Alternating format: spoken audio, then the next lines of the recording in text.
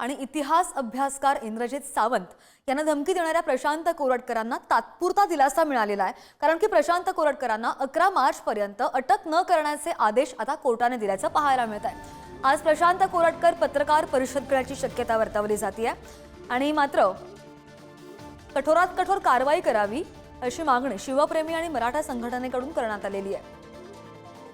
अधिकची माहितीकर आमचा प्रतिनिधी जितेंद्र शिंगाडे आपल्या सोबत आहे। जितेंद्र, बऱ्याच दिवसांपासून ही मागणी शिवप्रेमी आणि मराठा संघटनांनी लावून धरलेली आहे, मात्र 11 मार्च पर्यंत अटक न करण्याचे आदेश कोर्टाने दिलेले आहेत। कसे पडसाद उमटतात आता याचे? काय भावना आहेत या कोर्टाच्या निर्णयावरून शिवप्रेमी आणि मराठा संघटनांच्या? श्रद्धा, इंद्रजित सावंत यांना धमकी आणि शिवीगाळ प्रकरणी प्रशांत कोरटकर यांच्यावर कोल्हापूर मध्ये गुन्हा दाखल झालेला होता आणि गुन्हा दाखल झाल्यापासून प्रशांत कोरटकर हे बेपत्ता होते किंवा ते पोलिसांच्या हाती लागले नव्हते, ते नॉट रिचेबल होते। त्यांच्या तपासासाठी नागपुरातही कोल्हापूर पोलिसांची टीम आलेली होती आणि तपास सुरू होता। आरोप प्रत्यारोप मोठ्या प्रमाणावर झालेले आहेत।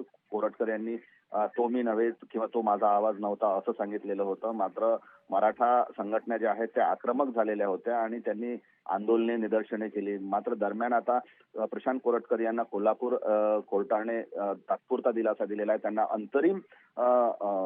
अंतरिम जो आहे तो बेल मिळालेली आहे, अंतरिम जामीन दिलेला आहे आणि 11 तारखेपर्यंत त्यावर कुठलीही कारवाई करू नका त्यांच्यावर असंही निर्देश दिल्याचे कोर्टाने सांगितलेले आहे। त्यामुळे जी पुढील सुनावणी आहे ती 11 मार्चला होणार आहे आणि या 11 मार्चच्या सुनावणीत नेमकं मग कोर्ट काय म्हणतं हे पाहणं महत्त्वाचं ठरणार आहे। मात्र कोरटकर यांच्या विरोधात जेव्हा मराठा संघटना आक्रमक आहेत, तर आता या कोर्टाच्या निर्णयानंतर किंवा आदेशानंतर त्या काय भूमिका घेतात ते पाहणं महत्त्वाचं ठरणार आहे। हे सगळं 11 तारखेलाच समजेल, मात्र त्या अगोदर आज जी पत्रकार परिषद कोरटकर घेणार आहे त्यामध्ये काय बोलतात याकडे लक्ष सुद्धा असेल। धन्यवाद।